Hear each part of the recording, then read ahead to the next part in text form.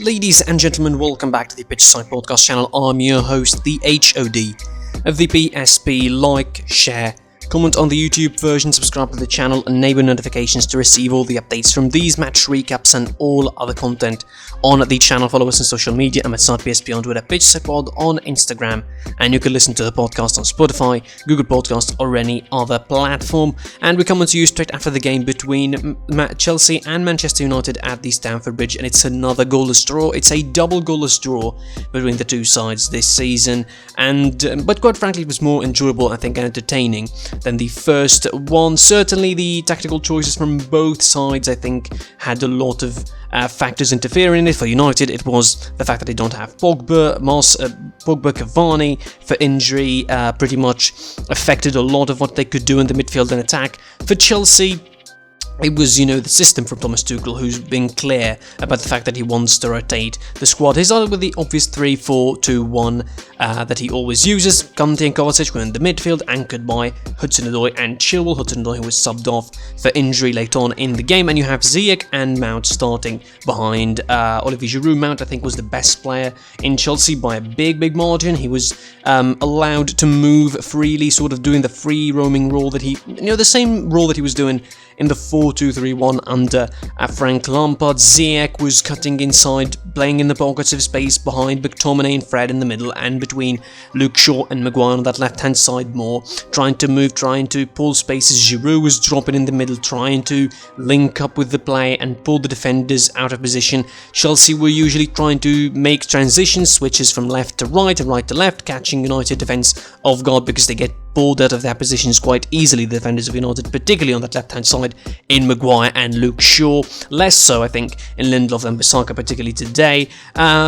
Chelsea, tried that in the first half. They caught United almost on a couple of occasions, but they weren't exactly clinical in terms of finishing. United relied more on set pieces, fouls, corners, but they couldn't get a lot of attack going in. They couldn't get their counters going in. Certainly when they had possession in the first half, they couldn't exactly knock it behind the defenders or play a good run behind Greenwood. I think Rashford, who was employed as a centre forward, and Greenwood was employed on the left, while James was employed on the right.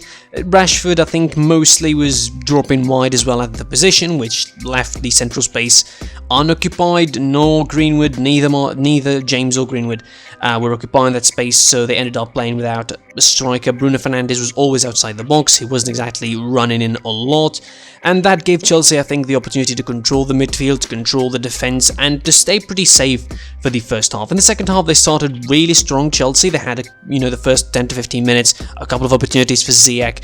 There was chances for Olivier Giroud before he was ousted, and he was replaced. It was a weird substitution, really, and unless Giroud is injured, which looks like it from an incident in the first half where he hit his lower back onto the base of the post, it looks like he's injured, but we don't know, because if not so, then the substitution that Tuchel made in the second half doesn't make sense, of introducing Pulisic for Giroud and playing with Ziyech as the centre forward. Obviously, that deprived Chelsea from an important player in Olivier Giroud that makes a lot of movement, dropping off and on and playing wide. Ziyech continually played on the left-hand side, so that meant that near the Mount or Pulisic are going to be running inside the box, and that meant that there would be no actual striker annoying the United defence. And basically that was the whole motive for the rest of the game, playing crosses for nobody inside the box because there is no proper striker in Giroud. Then after Ziyech, of course, who was out and Werner was in, the formation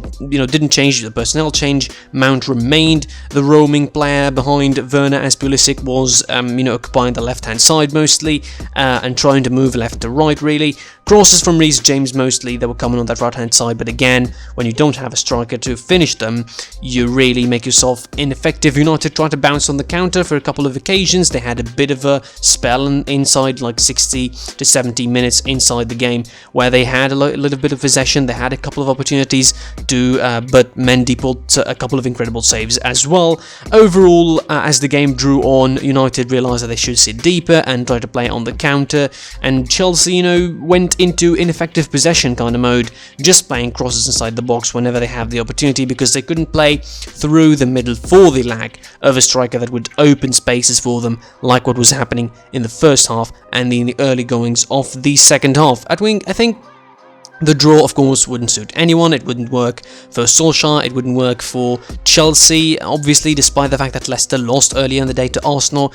Still, the draw wouldn't help anyone. It keeps Chelsea at 6th with 41 points, and it keeps Chelsea at 5th, with 41 points, and it keeps United where they are, and increases the gap behind Man City to the potential of 12 points. Really, I mean, 2 points lost, which I think United at a certain point could have won the game. Chelsea at a certain point as well could have won the game.